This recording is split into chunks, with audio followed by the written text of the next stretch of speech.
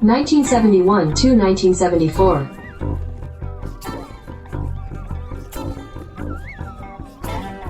Strat-O-Matic Excel Carryover League.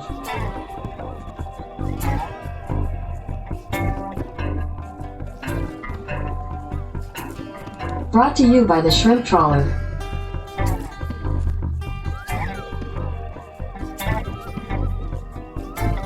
Game 382, Royals at White Sox.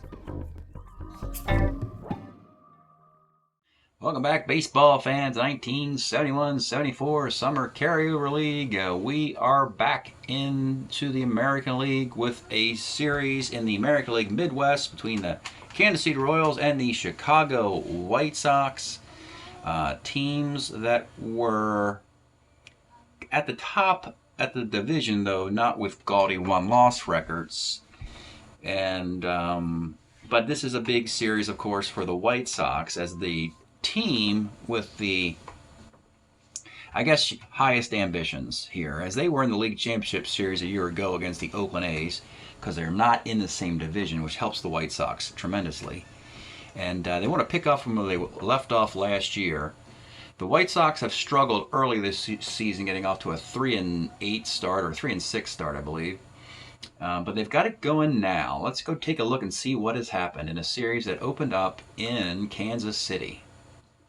White Sox have made a move in the pitching.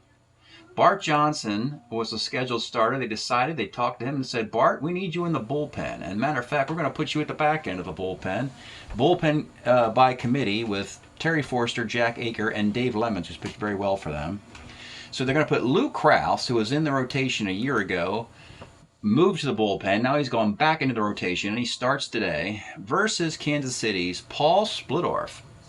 And the early returns are good for the White Sox. In the first inning, you get singles by Williams, Aparicio. Splittorff makes an error.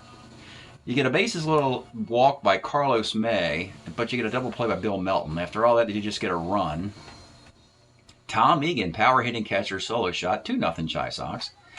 Nice fourth inning for the White Sox. You get a Buddy Bradford double, Bucky Dent, RBI single, and he would score on a Louis Aparicio single. It's 4-0 White Sox beating up on Splittorff.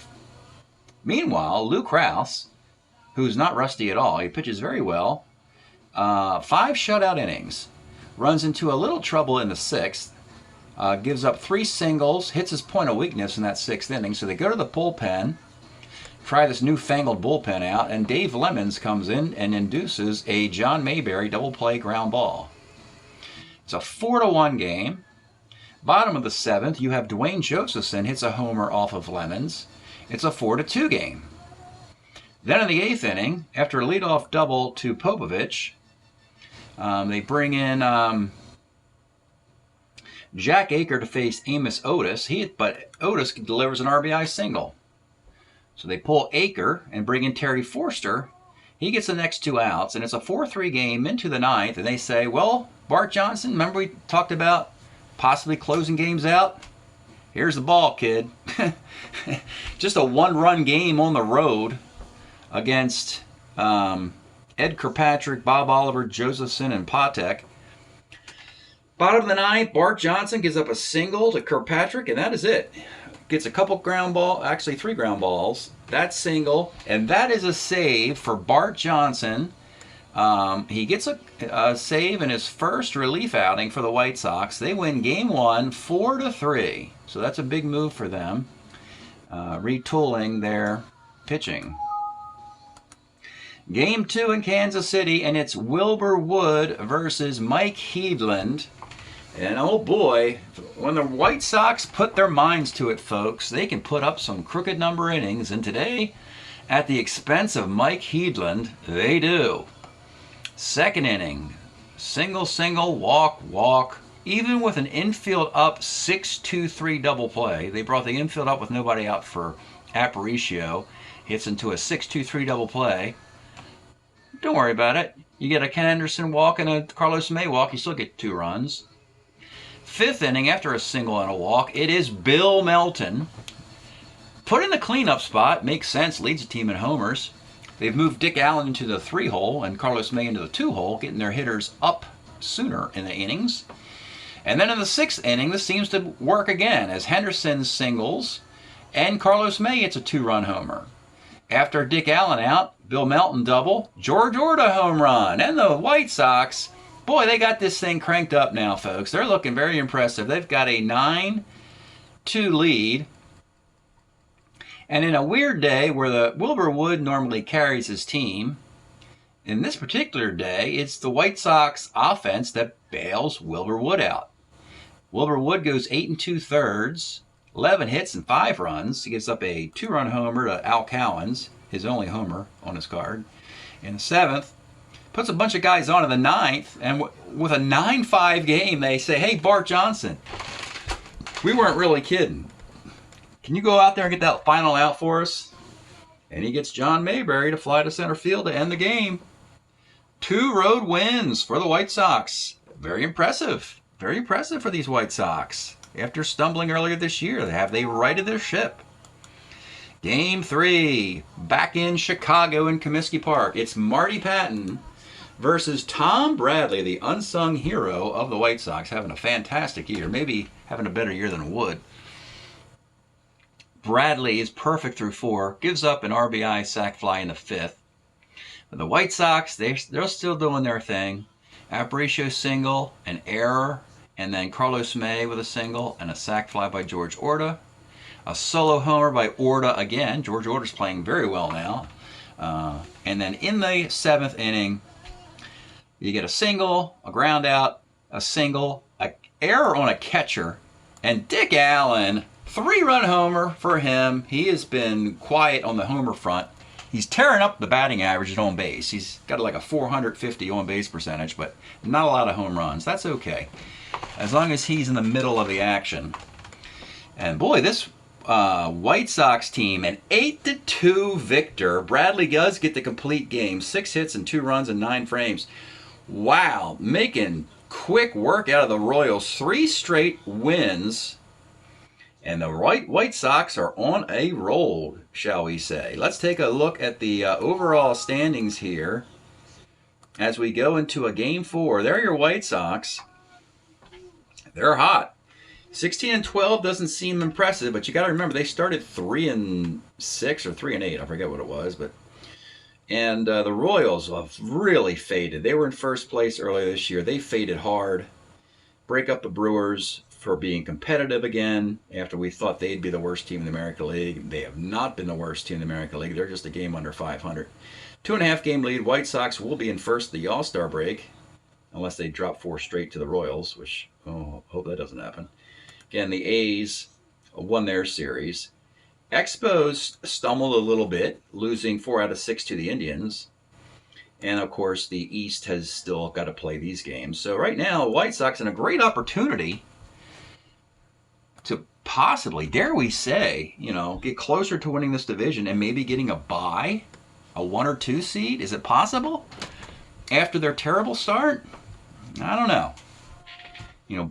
The teams in the East, the Expos, the Indians, the Orioles, Yankees, those teams, and the Oakland A's are all playing great baseball too. So I don't know if the White Sox can pull off a bye. They certainly have control their own destiny in their own division. Game 4, oh boy, folks. This is the tough one. This is the best Royal pitcher. It is Roger Nelson. 1972, 11-6 with a 2.08 ERA in 173 innings. One of the better strat cards you're going to find in this era, and a starter 9. Now you can understand why the Cincinnati Reds gave up Hal McRae for this guy, based on this performance. Think about it. This is a 72. This is the year the Reds lost the World Series to Oakland, and they said, let's go get Roger Nelson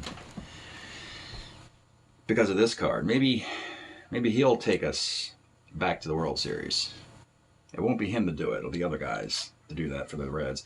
Anyway, for the White Sox, it's Stan Bonson.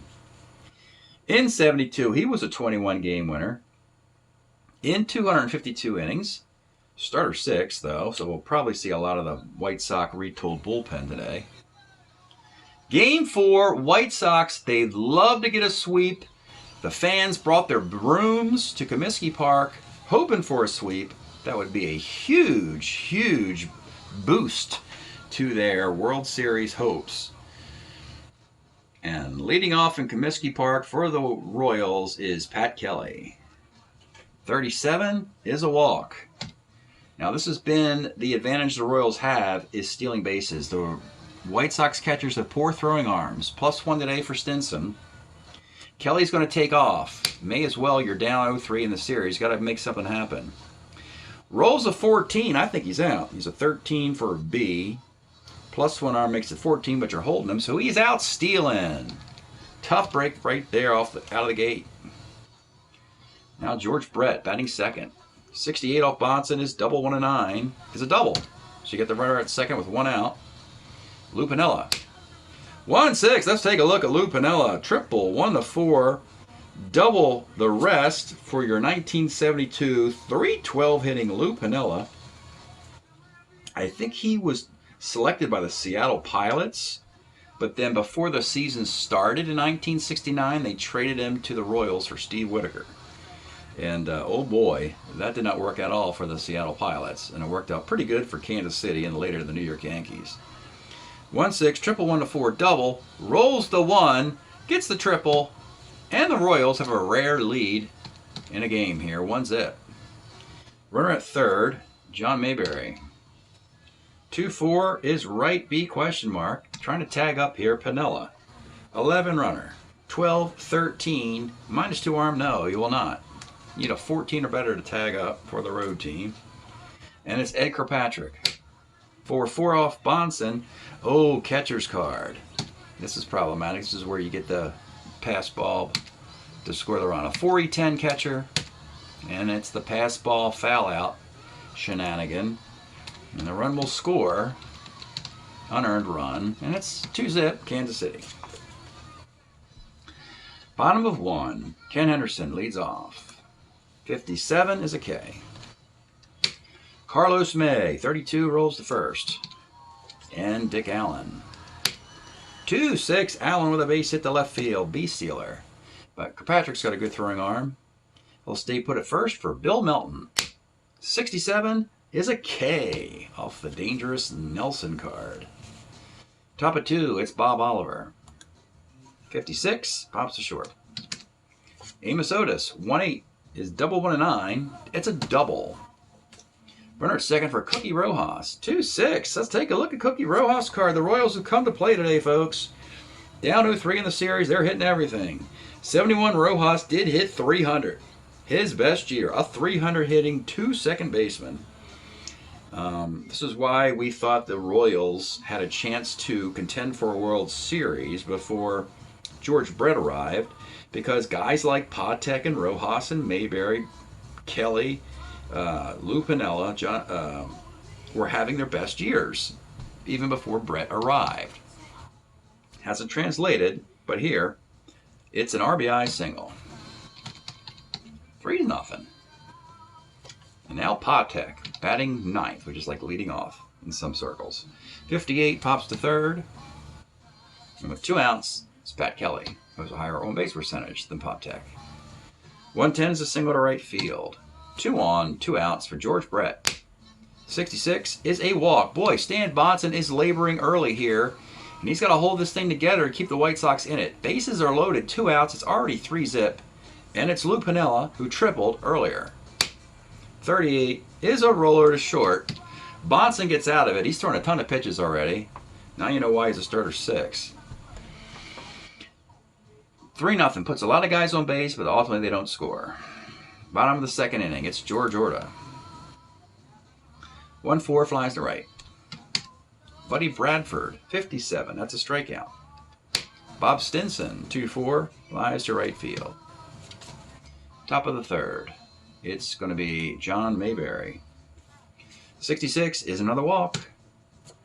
Ed Kirkpatrick, 48 is a strikeout. It's like a minefield. Like every dice roll has either a hit or a hit nearby for Bonson. Bob Oliver, 2-7, just misses the single and strikes out. And Amos Otis, 47 is a strikeout. Nice inning, nice recovery there for Bonson. Bottom of the third, it's talking. Tony Muser with a gift of gab. Pops to first. Louis Aparicio, 56. He strikes out. And Ken Henderson, 6'11". Left X, but Pinella's not very good. He's a 47 in left field, and that's a base hit for the base stealer. Down 3 runs, they'll let Murderer's Row swing. Carlos May. 1-5 is a strikeout. We were pumping up Roger Nelson in the pregame, and you can see why. Scoreless outing thus far. Into the 4th we go with Cookie Rojas. Singled his first trip. 2-5 hits that column again. 1-1 double. Runner at second. Now you gotta, I'm not gonna bunt. Certainly Freddie Patek isn't. They really should consider stuff like that for the Royals. 35, it's a strikeout, and so the runner's stuck at second base still. Pat Kelly. 5'10", center X. This is Henderson. He's a 2 in center field. And he makes the catch. And George Brett. 4'10", short X. This is Aparicio. And he makes the play. So Bonson has labored clearly. But the leadoff man has been strained in the last 2 innings. And it's just a 3-0 game. This could easily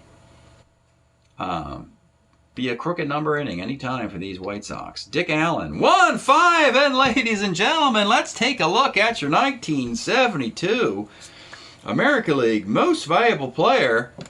Need a wake-up call?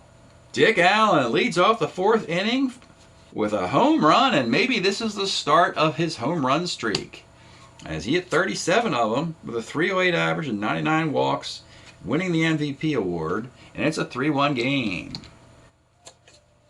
Now you got Bill Melton. 69, second X. Second baseman Rojas, 2-8. Makes the play.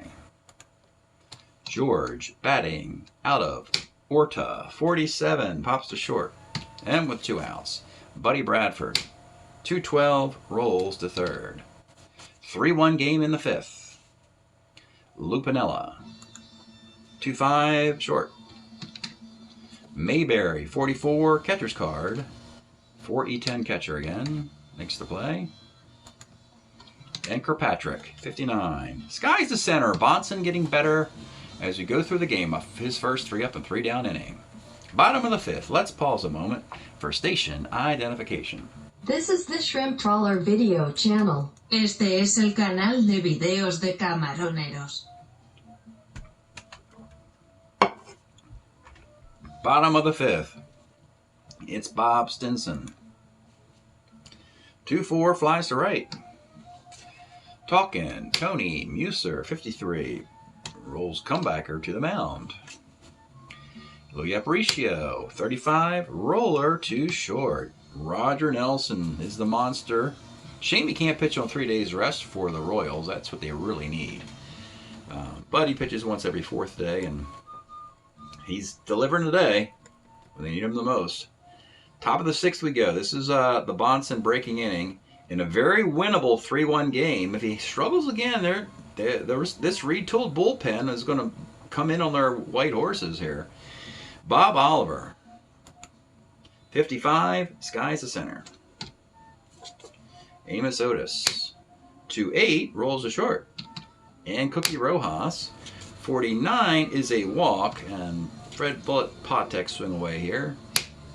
34, grounds to short, and Bonson now. 4 shutout innings, gets to stick around a little bit longer. 3-1, bottom of the 6th, back up top to Ken Henderson. 3-12 is a walk, and that will bring up your tie run, Carlos May.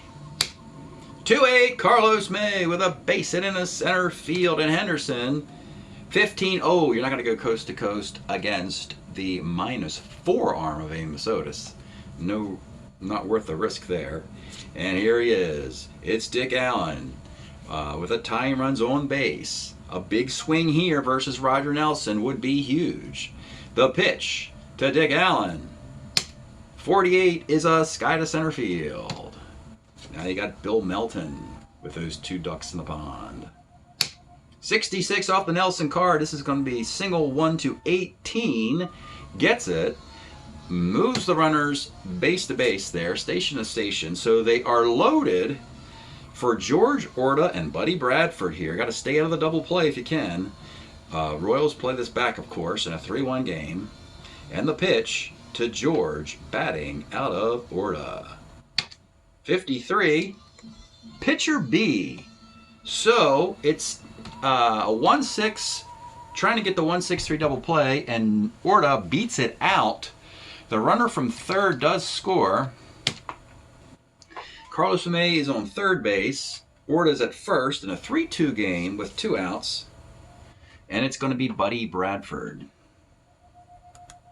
110, let's take a look at the Buddy Bradford card of 1973. He only gets 238 with this card, folks. It's all about percentages. 41% against lefties where he's poor. But we play him versus righties where he hits a ton of home runs and gets on base as well and offers great defense. Buddy Bradford with a single to right field. That will tie the game. And Orta, a 16 runner, 18, will run to third base on the throw. So Orta's at third. Bradford's at first. It's 3-3, and it's Bob Stinson against a suddenly struggling Roger Nelson, who's really kind of ordinary against left-handed batters. And you've got Stinson and Muser coming up with 2 outs. Let's take a look at Stinson before he bats. Bob Stinson was actually a Montreal Expo in '73. Hit .261, switch hitter. Nice little career for this guy. The White Sox selected him to replace, I forget who their other catcher was a year ago with Egan. Wasn't very good. Might have been Dwayne Josephson, I'm not sure. Anyway, here he is, Bob Stinson, in a tie game with 2 outs, and here's the pitch. 56 off of Nelson is a second X. Rojas, very good at second, a 2-8 second baseman. And he makes the play, and that's your 6th inning. We got a tie game. Do we? I think we do. I think we take Stan Bonson out of the fire. I know he settled down, but he was on the hook for a loss early. And get him out of there with a no decision, and let's force this newfangled bullpen to step up and do its tricks. So we'll start the 7th inning. Not to mention that you've got a lefty Brett, a lefty Kelly, lefties Mayberry and Kirkpatrick. We're going to go Dave Lemons, the first of the 2 lefties in the White Sox bullpen. Let's see if they can earn their stripes in a potential sweep. Dave Lemons comes on in the 7th inning. 4-7 with a 2.94 ERA in 95 innings for your 72 White Sox. And Pat Kelly will leave the game as a lefty who doesn't hit lefties that well. For Al Cowens, a very young Al Cowens will come in. Let's take a look at Al. Has the range and arm as a young man here in 74, but he only hit 242. Of course, Pat Kelly can't field, and so Cowens makes a nice caddy for him. So Al Cowens will be the new right fielder in the leadoff spot against Dave Lemons. And here is the pitch. 111 is a pop to second base. Now you got Brett. He'll stick around. He actually hits lefties pretty well, as you can imagine. Pitch to Brett. 66 off of Lemons is a walk. He's a C-stealer. You got Lou Piniella. 6'10 for Piniella is third X. This is Bill Melton. He's a 3-17 at third base. Oh, and Bill Melton cannot get a glove on that one. It rockets down the line for us, single ... You got runners in the corners. You got to bring the infield up for Mayberry here to prevent that run from scoring in a tie game. The pitch to John Mayberry. 1-6, folks. It doesn't matter. Let's take a look at the John Mayberry card. Oh, my goodness. 1-6. That is gone. And that is a 3-run crushing homer. And finally, this is like the worst we've seen Dave Lemons, who's actually been the best of the White Sox relievers. Clearly better than Aker and Forster, but not today, it seems. A 3-run homer by John Mayberry. He had 25 of those in 1972, and it's back to a 3-run lead for the Royals. With the home run, Kirkpatrick will stay in the game. 1-8 is a walk, and the Boo Birds start to come out here in Chicago as once again the bullpen is rearing its ugly head. Bob Oliver. 2-8, a base hit in the center field, and now you got Amos Otis, and that'll do it. So, disaster again This White Sox team, it just can't seem to figure out, how to navigate this bullpen. So now they'll turn it over to Jack Aker in the 7th with 2 men on and 1 out to face Amos Otis. Aker they acquired in the offseason to be their co-closer. Was a Yankee in 71, 4-4 with a 2.57 ERA in 56 innings. The pitch to Amos Otis. 34 pops to third, and with 2 outs, it's Cookie Rojas. 58 flies to left field. Innings over. It's 63 Kansas City. And Nelson's going to stick around. He's a starter 9, so he's not going to hit his point of weakness, and he's reclaimed the 3-run lead that he lost. It's talking Tony Muser. 2-5. Let's take a look at this card. Tony Muser, 1973, 285 hitting first baseman. They gave him power both ways. Muser not really known for power. Only had 4 homers and 309 at-bats. Very generous to give him full-time power. Here on 2-5, it's homer 1 double. It's a 2-base hit. It brings up Aparicio. 69 off Nelson is a bouncer to second X. You've got the 2-8 second baseman, though. And it's a single off the 2-8 second baseman. Rojas gets a glove on it and juggles it, and he can't get it out over to first base in time for the speedy Aparicio. A single off a 2-8 second baseman. That is brutal. Now you got runners in the corners, but you got the top of this dangerous White Sox lineup. Not even thinking about this Royal bullpen, by the way. Doug Bird is the closer. And then the other 3 guys are pretty awful. Rich Hinton, Larry Gurr, Horacio Pena.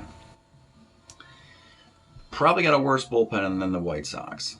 There is such a thing. So with runners in the corners, they are going to play back for double play, because Aparicio is a D stealer. And it'll be Ken Henderson.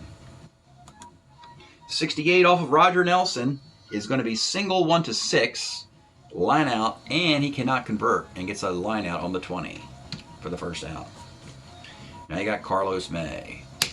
3-6, Carlos May. Let's take a look at the card. First time we've seen it today. He also hit 308 and 72.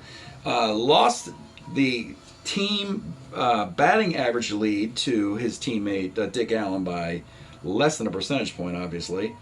12 home runs, 79 walks, and a ton of stolen bases. 3-6 is homer 1-12 double off the top of the wall on a 13. Misses it by 5%. It's going to be a double. That scores Muser. Aparicio, with 1 out, will not run against the -4 arm of Amos Otis. And why would you with Dick Allen, Melton, and Orta up? So it's an RBI double. It's 6-4. They had the button on the scoreboard, the fireworks in Comiskey Park scoreboard. They had their finger on the button, but they had to double check that it hit off the top of the wall, missing the homer by 5% there. And it's a 6-4 game. Aparicio is at third, and Carlos May is your tie run at second. And it's the dangerous Dick Allen. The pitch to Dick Allen. 1-4, misses by 1 roll, and that's a strikeout. And with 2 outs, and with 2 ducks in the pond, down by that, it is Bill Melton, who is 1 for 3 today. 3-10 for Melton is a strikeout. Oh my goodness, folks. Tough break for the White Sox there. Almost a game-tying homer turned into second and third and 1 out, not a conversion by Allen and Melton. It stays 6-4. But what a thrill here. These White Sox, I tell you, even though they're never out of a game with this offense, of course. We'll go to the 8th. We'll have Patek, and Aker will pitch to Patek and Cowens. Then maybe we'll bring in Forster after that. We'll see. Freddie Patek leading off in the top of the 8th. 46, double 1-2, base hit off Aker. Double A stealer, he's not hesitating. He's going to take off for second. Oh, he's there. He steals second base. And now you got Al Cowens, a C bunter. I don't really like that too much. So he's going to swing away. 4-4 off of Jack Aker. My goodness, folks. Double right field, and there's another run. 7-4. And the yips in this Royal White Sox bullpen come back again. Oh, boy. They're going to pull this guy. So, again, just 3 outs recorded by Lemons and Aker. Now we're going to go Terry Forster here with some lefties coming up. Terry Forster comes on in the 8th. In a 7-4 game with a runner at second, he'll face George Brett. Forster, another pitcher with an ERA below 3. Matter of fact, the entire White Sox bullpen, I'll read their ERAs. Dave Lemons, 2.94. Aker, 2.57. Forster, 2.25. And Bart Johnson, 2.93. Yet, all of these guys, except for Bart Johnson, have been awful this year. It's just been, they've been jinxed or something. Runner at second, the pitch to George Brett. 3-5, flies to right. And with 2 outs, it's Lou Piniella. 67 is a K. 7-4 game, bottom of the 8th. Nelson clearly struggling, but the White Sox have been unable to put him away. It'll be George Orta leading off in the 8th. 1-4, flies to right field. Buddy Bradford. 67 is a K, and with 2 outs, it's Bob Stinson. 1-6 is a walk, and it's talking Tony Muser. 66 off Roger Nelson is triple, 1-4, single dot dot. He gets the single dot dot. Now here we go again. The tying runs are on board, and the tying run is at the plate in Louis Aparicio. Runners on the corners. Here is the pitch. 64 off Roger Nelson. Homer 1-11, triple the rest. And fortunately, it works out perfectly for the White Sox. He misses the home run. He doesn't have power anyway. He ends up with triple the rest. And now, it is a 7-6 game with a tie run at third base. And now I'm starting to think, maybe we should pull Nelson so he can't lose, because he's been awful. I think in the spirit of the game, and Henderson's a lefty anyway, I think we're going to pull him after 7 2/3. He has just been awful the last 3 frames. He's only super good against righties, and you've got Ken Henderson and Carlos May up, and get him out of there so he can't lose. And we will go to the closer, Doug Bird, here to try and see if he can get the final 4 outs. Bird's had a pretty good year. 4-4 in 73 with the Royals with a 2.99 ERA in 102 innings. The good Royal reliever. The other 3 guys, Gura has a 4.85 ERA. Hinton's is 4.50, and Pena is pretty good, 2.76. But they're asking Doug Bird to get 4 outs. Doug Bird in the 8th inning, with Aparicio dusting himself off at third base, 90 feet away. And the batter is Ken Henderson. The pitch. 43 is going to be left X, and oh boy, this is Lou Piniella. A 4.7. He's got a skillet out there in left field he uses for a glove. That's going to be a double off the defense. And the way you do this right away is a 2 left fielder surrenders a double. Piniella's a 4. Pretty obvious there. That is an RBI double, and your White Sox have rallied in the 6th, 7th, and 8th innings to tie the game. 7-all. With Henderson at second, the fans going bananas here in Comiskey. Now it'll be Carlos May. 6-10 off of Bird is third X. This is the rookie, George Brett. Very good defensively with the range as a rookie. A 2 third baseman. He's a 2-26 third baseman. But he boots the ball. Set up for an 8 third baseman making the error. And as we say, he's an E26, so he makes the error. So you have runners on the corners with 2 outs. And it's Dick Allen. And the Royals, you're showing how bad this team has been folding this year. They had what seemed to be a gift win. And now it's suddenly in doubt in a tie game, with runners on the corners and 2 outs, and the dangerous Dick Allen at the plate. Here's the pitch to Dick Allen. 68 off Bird is a strikeout. So we've got a tie 7-7 affair. The White Sox still haven't used their bench players yet. And they're asking Forster and Bart Johnson to finish this game. You know, what's interesting now, if we do get to a point of using Bart Johnson, remember, he's a starting pitcher, so it's not a bad gig for Bart Johnson to pitch 3, 4, or 5 innings, you know, in that new role he has.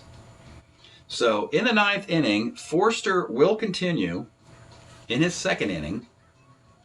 He'll face Mayberry, Kirkpatrick, and Oliver. We might have a pinch hitter for Kirkpatrick. But the dangerous John Mayberry, who hit a 3-run homer off the lefty Dave Lemons, will face the lefty Terry Forster in the 9th. And here is the pitch. 1-8 is a strikeout. And it's Ed Kirkpatrick. And they're going to pinch hit because they know the Royals. They know the White Sox are not going to let Forster, even though they like Bart Johnson. They're going to leave him in there until at least Amos Otis comes up, who crushes lefties. So here's Dwayne Josephson to pinch hit here and be the new catcher. He was a Red Sox in '71, hit .245 with 10 home runs. And he comes in the 9th inning to face Terry Forster. The pitch. 4-4 off of Forster. Well, no home run. Doesn't give up many of those. It's triple 1-10 single, and he'll settle for a single. The slow-footed Joseph in at first. Now you got Bob Oliver. Let's take a look at this guy. Bob Oliver, 20 homers in '72, but was with California Angels, who's with the Royals before then. Hits lefties better than righties. I think we're going to give him just a little bit longer leash to Terry Forster. I mean, you can't give up on Forster. He's a relief 3 just because the guy's better against lefties. Of course, that situation may change when Otis comes up. But with a runner at first and 1 out, it's Bob Oliver. 38. That's a single to right field. Slow-footed Josephson holds at second. And oh boy, folks, here we go again with these White Sox relievers. 2 on, 1 out in the 9th inning. And let's take a peek at Amos Otis. Amos Otis, my goodness, folks, a brilliant 73, 26 homers, a .300 average. But as you can tell, he clearly crushes lefties more than righties. And I think it's time to bring in the wonder kid, Bart Johnson. And it's Bart the rest of the way, regardless of what happens here today, folks. That's it. So, stick a fork in Dave Lemons, Jack Aker, and Terry Forster. They did very little in this effort. Inning and a third. 8 1/3 in the books. Bart Johnson will come on in the 9th with 2 on and 1 out. Let's take a look at Bart. Don't normally like to bring him in to a game with men on base because he has a tendency to walk batters. And the idea of a bases loaded walk in this instance at some point in this inning is very realistic here. Bart Johnson, a starter relief in '71, starter 6, relief 4, moved to the pen because, as you can tell, the White Sox bullpen has been awful all year and awful today. And here is Bart Johnson in the 9th with first and second and 1 out, and he will face Amos Otis. Here is the pitch. 2-7 Otis is a ground ball short B. The speedy Otis beats out the double play grounder. Now you got runners on the corners with 2 outs. And Cookie Rojas had a nice day today. He is 2 for 3 plus a walk. The pitch to Cookie Rojas. 69 off of Bart Johnson. There's a walk. And they're loaded. And this is what we talked about, folks. Be on the lookout in this situation for a bases loaded walk here. It's Fred Patek. Let's take a look at his card. One of the problems we find with Patek is that he doesn't draw a lot of walks. He had just 44 of those in '71 with a .267 batting average, even though he finished top 10 in MVP voting because of his glove and his incredible base stealing prowess. But it just doesn't get on enough to put him at the top spot in the lineup. Much more comfortable with him batting 9th. And if the pitcher's going to help with the walks, even better. So Freddie Patek is going to take some pitches here in the top of the 9th, bases loaded and 2 outs. The pitch to Freddie Patek. 58 off Bart Johnson is a strikeout. Caught looking on a 3-2 slider from Bart Johnson, and the Royals strand the bases loaded in the top half of the 9th inning. We go to the bottom half. Doug Bird will continue as a relief 3. We'll have him just pitch until his arm falls off here. Beginning in the 9th inning, Josephine's catching. That's the only change from that top half of that inning. 7-7 game. White Sox are thinking, can we get a run in the 9th inning, walk off a sweep, and ride out into the sunset? It'll be Melton, Orta, and Buddy Bradford in the 9th inning off of Doug Bird. The pitch to Bill Melton. 4-11 off of Bird, right X. But you've got the improved defense out there and Al Cowens. He's a 2-4 in right field. And he makes the grab. 1 out now. And it's George batting out of Orta. 59 off of Bird is second X. But you have Rojas, who gummed up a ground ball earlier. He's a 2-8 at second base. Makes the play this time. And with 2 outs, it's Buddy Bradford. The pitch to Buddy. 58, and that is a strikeout. And we have extra baseball. But we could see Bart Johnson and Doug Bird locked up for a while here. Much prefer Bart Johnson in the windup with nobody on base. And that's what he has in the 10th inning. And it'll be Al Cowens, who doesn't hit righties very well at all, leading off in the top of the 10th. No changes also defensively for the White Sox, as they're just going to leave their bench intact. Al Cowens leading off in the 10th.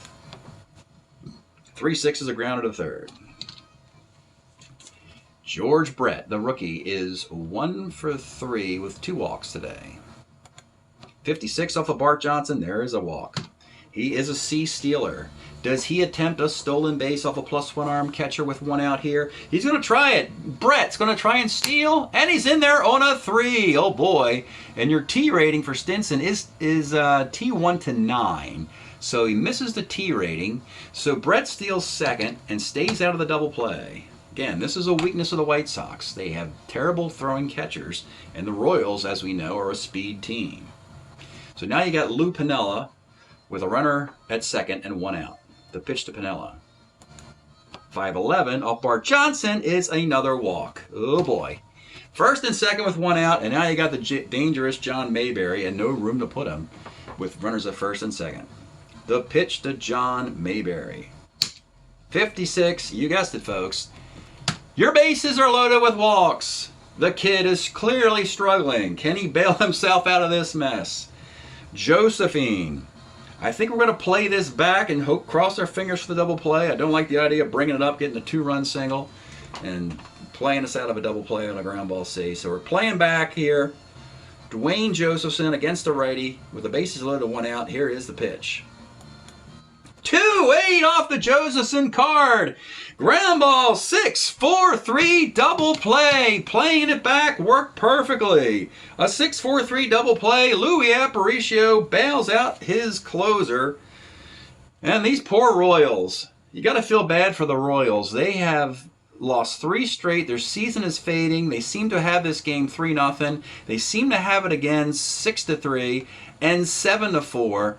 And now it's not looking good. In the bottom of the 10th, Doug Bird's in his breaking inning. We can let him go 3 1/3. Right now he's just pitched an inning and a third, so we can let him go 2 more, and which is, wearing him out, but it might as well be the Royals season at this point. Bottom of the 10th, it's Bob Stinson to lead it off. 3-6, Bob Stinson's going to be triple 1-6, single ... That is a triple for Bob Stinson. Who?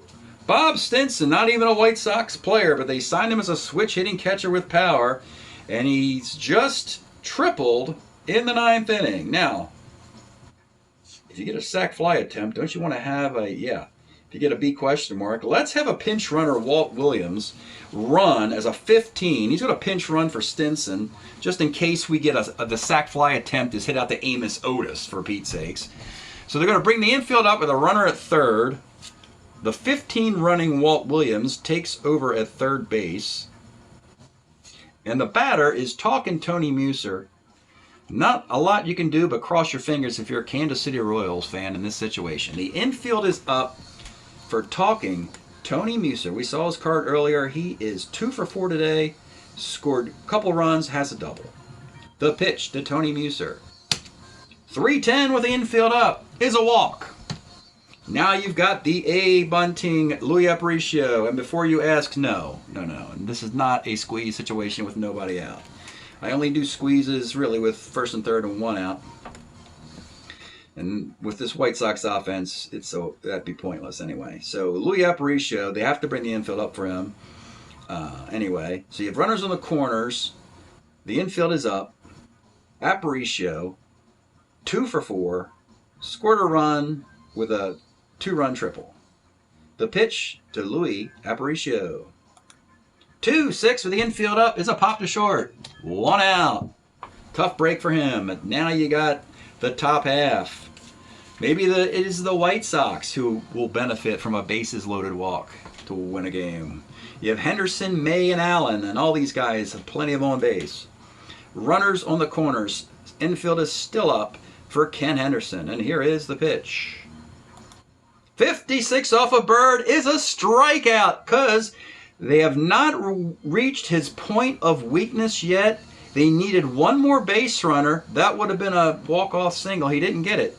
So 56 is a strikeout. And like pulling teeth, we got 2 outs in the bottom of the 10th inning with 2 struggling relief pitchers in this game of a 7-7 affair. And it's Carlos May. What a day he's had. He has 2 hits. The big RBI double in the 6th that was in the 7th that was almost a homer, reached in an error and struck out. First and third, they can move the infield back as there's no threat to steal a base. Matter of fact, Aparicio technically runs down to second base as that run doesn't matter. The pitch to Carlos May. 57 is a strikeout. And what a brilliant performance by Doug Bird. Leadoff triple. The other problem is that we need a new catcher for that guy who hit the triple, Bob Stinson. He left the game for a pinch runner. Not a big deal. Tom Egan can be the new catcher. Do we want to put Walt Williams in the game? He would come up and bat in the bottom half. Not with Dick Allen leading off, and you have Tony Muser after that. Now we'll just put Egan in that same slot. So it starts with Stinson. Williams is the pinch runner. Egan goes in to catch. Top of the 10th we go. Bart Johnson's 3rd inning of relief. This is not a breaking inning. He's free to pitch here without worrying about breaking. In the top of the 11th. Leading it off, after the Dwayne Josephson double play, it'll be Bob Oliver. He's had a nice day. He's got a couple hits. The pitch to Bob Oliver. 68 off Bart Johnson. You guessed it, a walk. Now you've got Amos Otis. The pitch to Amos Otis.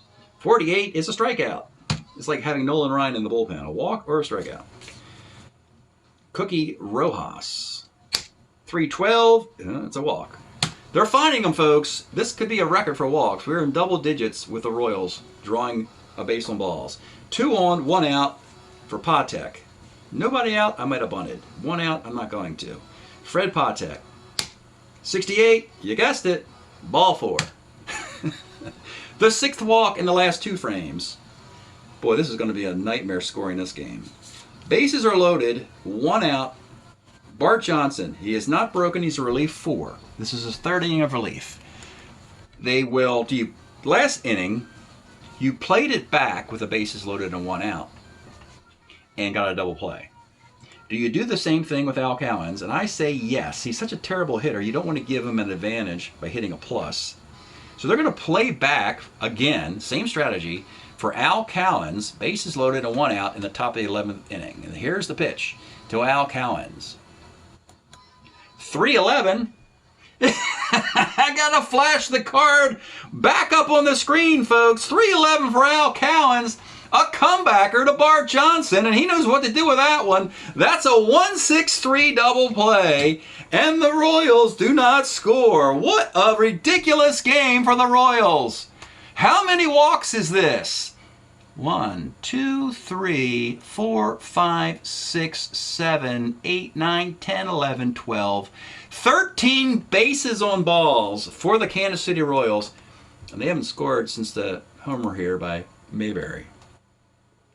So Bart Johnson now has pitched 2 2/3 innings.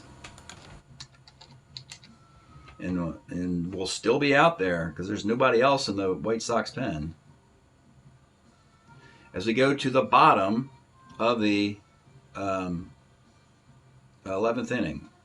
6, 7, 8, 9, 10, 11. And then Bird has gone 2 1/3.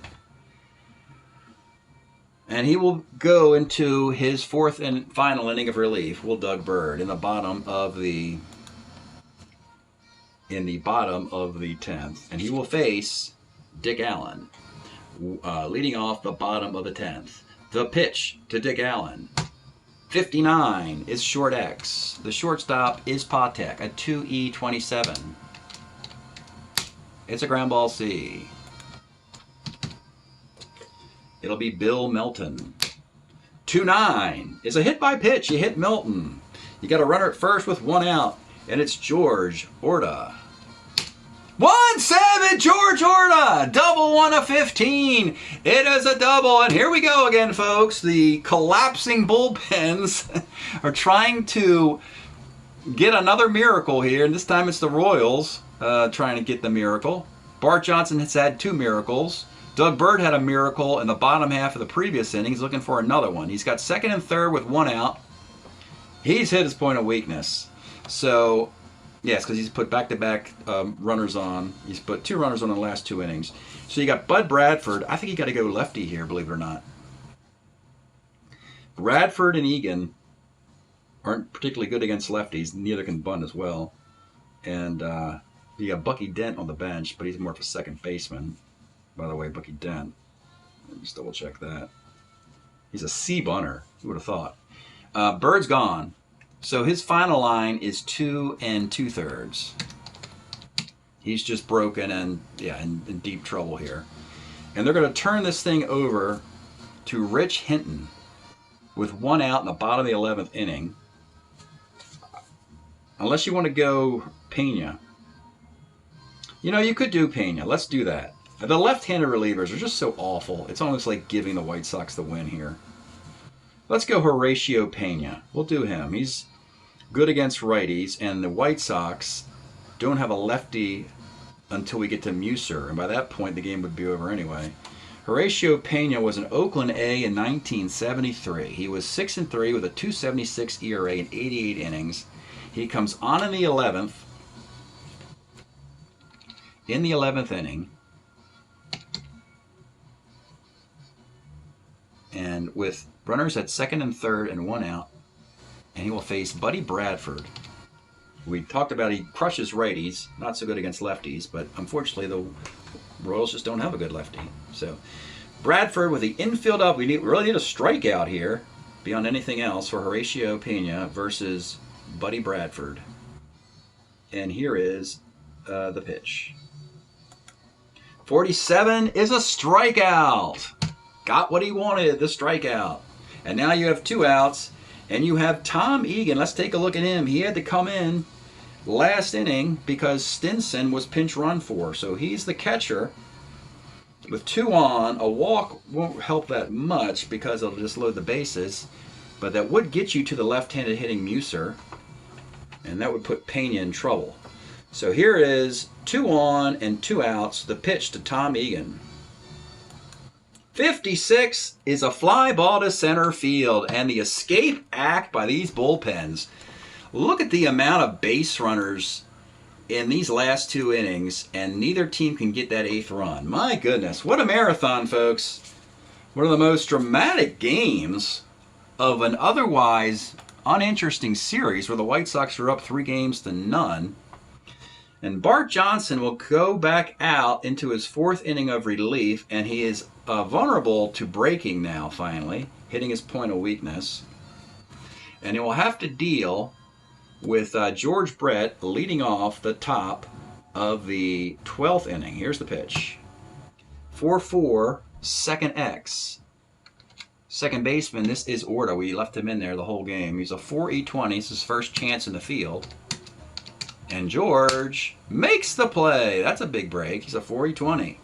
And so Bart Johnson gets a rare contact out after mostly walks and strikeouts and an occasional double play. Lou Piniella, 2-6 is a base hit.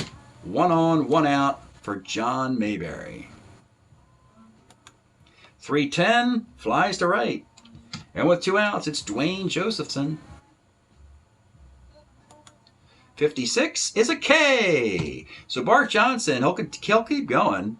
3 2/3. The good news for the White Sox fans is that he's stretched out to pitch 6 or 7 innings.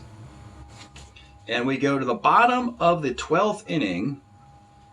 Pena continues. Has to deal with a couple. 3 of the next 4 guys are left-handed. But I think you just have to deal with it, as Pena is not good against lefties. At this point, there's no owner's manual or about what to do in an extra inning game of what the best strategy is. You're just crossing your fingers at this point. So Tony Muser will lead off in the bottom of the 12th. 67, single 1 of 4, but he lines out on a 12. Louis Aparicio, 37, flies to center. And with 2 outs, it's Ken Henderson. 38, grounds to short. And what they'll like to say on these day games, the shadows start to cover the field as the sun reaches twilight and the fans are getting really drunk going back to the concession stands as we go to the 13th inning. So that is an inning and 2/3 for Pena thus far. As we go to the top of the 13th, Bart Johnson will continue in the top of the 13th. It'll be Bob Oliver. 45, Oliver, short X, but it's Aparicio. And he's a 2E24 shortstop, and he makes the play. 1 out, Amos Otis. 63, second X, ground ball to Orta again. He's a 4E20. And Bart Johnson is suddenly starting to figure things out a bit. And with 2 outs, it's Cookie Rojas. 56 is a K. So now you've got 4 2/3 innings pitched for Bart Johnson. And you've got Pena in his 3rd inning and breaking inning of relief. And this is going to be an ugly box, folks. Once this game's over, I'm going to have to take some time and color code the results for these pitchers. Because there's just not enough room in the spreadsheet. You go 1 to 9 and the extra innings, and you just turn around and fill up every available box. So it's going to be Carlos May in the bottom of the 13th inning. 1-2, lines a second. It's amazing. I'm going to jinx this. I haven't rolled an injury yet today. It's amazing in such a long game. Particularly with depleted benches, at least on the Kansas City side. 1 out, dangerous Dick Allen. Really struggling after that home run. Since then, he's flown out, struck out, and grounded out. The pitch to Dick Allen. 68 off Pena is second X. Rojas, we said he's a 2E8. We know that by this time. And it's a single off the 2 second baseman Rojas. Not having a good day defensively. Dick Allen is a threat to steal. He's a beast stealer. And Josephson's a 0-arm catcher. Pena, you have Melton and Orta. Oh, you know what would really take some guts is doing a hit and run with Melton here. Pena is pretty darn good against righties. But I'm going to let Bill Melton swing away with his 33 home runs. The pitch to Bill Melton. 2-8, is that a sick? No, it's a ground ball B. Ground ball short B. Melton beats out the double play grounder.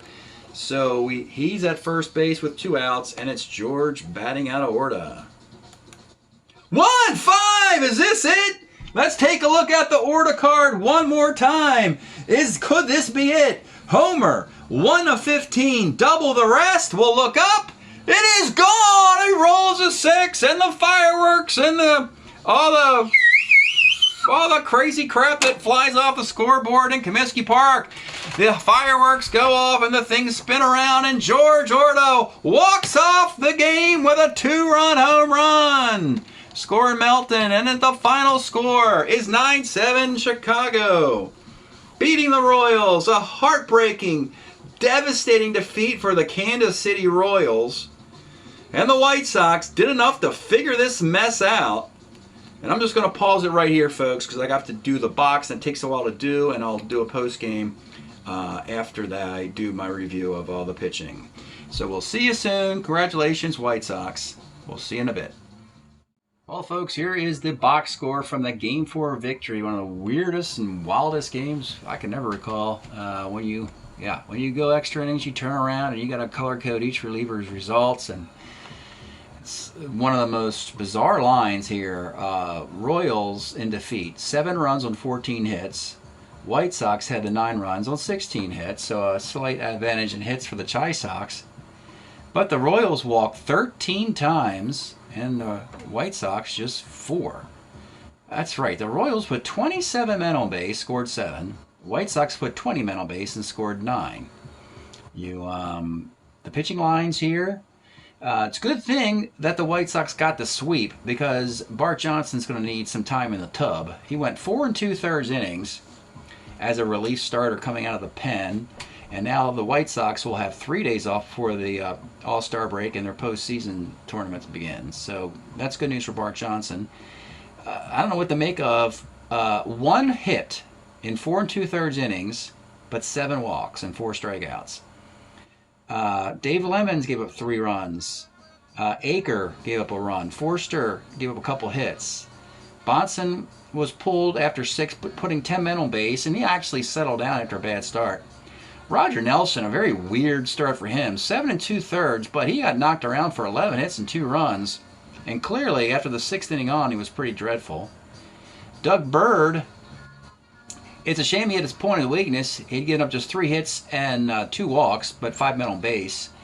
Pena, his second hit he allowed was a walk-off homer off the Orta card. So that's going to be a homer off any right-handed pitcher. Not a lot you can do there. It's just not in the scheme here for the Royals. He just could not convert a win, but really the White Sox couldn't either. Royals had more opportunities and blew it. White Sox had some opportunities and blew it. Ultimately, home team got the win. You can look at it as home team advantage was the big difference in this game. And with the 4-game sweep now, we'll take a look at let's go look at stats for these teams overall first before we go to the overall standings. See, the White Sox are 17-12. They are hitting .268 with a .374 ERA. In the bullpen, let me throw some ERAs at you. Terry Forster, 637. Jack Aker, 660. Well, that's 8 times 9 divided by 12. 6. Right? Jack Akers is 6. Dave Lemons is now, he got lit up in that game. 658. And you can see this is clearly why Bart Johnson had to come to the rescue with the bullpen with ERAs over 6. Lou Krause goes into the rotation now, and he's 2-0. Now Bart Johnson's curious line, 10 earned runs in 29 innings. 3.10 ERA. So he has been very lucky by stranding runners from scoring, because he's walked 26 guys in 29 innings and struck out 28. A little bit like a Nolan Ryan in the bullpen. Very combustible. Wilbur Wood is just pretty ordinary. He's 5-4, 73 innings. He's actually pitched 21 times 9 divided by 73. He's got a .258 ERA. So yeah, he's pitching pretty well. Just the 5-4 1-loss record's not much. Offensively, you have Melton with 7 homers. You have 3 guys with 20 RBI. You like to see the balance there. Dick Allen, Carlos May, and Bill Melton. Allen is up to 4 home runs. He's 37 for 107. So his batting average is down to 346. He was hitting like a 400 at one point. Still the best player on the White Sox. Yeah, I mean, it's a work in progress. They're progressing. Step forwards and step back. They're 17-12 again. Since their bad start, it hasn't looked pretty at times, but they've got a nice 1-loss record since their bad start. Let's take a look at Kansas City, who's just had some disappointment 2 years in a row now. Roger Nelson, 5-1. Beyond that, Marty Patton, 1-6. Splittorff, 1-4. Doug Bird does have 9 saves, but he had to pitch extensive innings there. Their offense, led by John Mayberry, 7 homers and 22 RBIs. The leading hitter, you got 40 hits for Lou Piniella, 40 for 111. He's hitting 360. You know, the Royals are hitting 279, a little bit, tiny bit better than the White Sox, but their ERA is 4.39, and they've just faded horribly. How's your rookie George Brett doing, you're wondering? Well, George Brett's hitting 220 with no home runs. When we look at the series in this standings in this division, there you go, the White Sox. Sort of like now they've got a little bit of a cushion to finally kind of take a deep breath and relax a little bit. They got themselves a 3-game lead over a pretty lackluster division, and they are still in contention for a bye, possibly. The A's are playing 548. They're playing 586. Again, the Big East teams, the Expos, are very strange to be way up here, so who knows how long this can continue. The Indians are playing good baseball, but they'll probably have to be a wild card. Orioles and the Yankees up in the East. Surprisingly good Yankees team in the early 70s when they were renovating the stadium and not very good, but they're playing good baseball. This could be a very surprising team to look at, the Yankees. And the Orioles are getting older, but they're still winning. So, yeah, fun league this year. There's lots of questions in both leagues as we get closer and closer to the All-Star break. Break up, Chicago White Sox. You just swept the Kansas City Royals 4 straight. You got yourself some cushion in your division. That's it for today, folks. Thanks for checking this out, and we'll see you next time.